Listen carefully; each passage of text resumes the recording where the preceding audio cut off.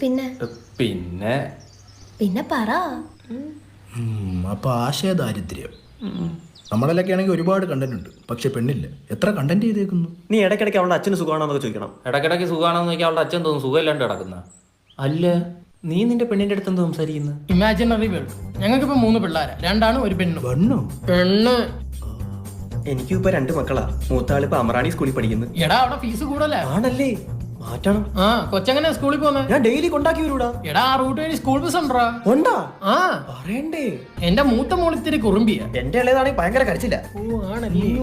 സ്കൂളിൽ കൂടെ ഒക്കെ പിള്ളേരുണ്ടായി കളിക്കുന്നത്. മനസ്സിലായില്ലേ എന്തോ കണ്ടന്റ് എന്ന്? പിന്നെ എന്തോ പറഞ്ഞ്? പിന്നെ പറ. നീ പറ. നീ പറ. നീ പറ. പിന്നെ പറ. പിന്നെ പിന്നെ പറ.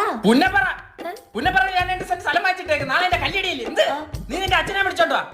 ഫോൺ വിളിച്ചാ പിന്നെ പറ, നേരിട്ട് കണ്ടാ പിന്നെ പറ. എങ്ങനെയാണ്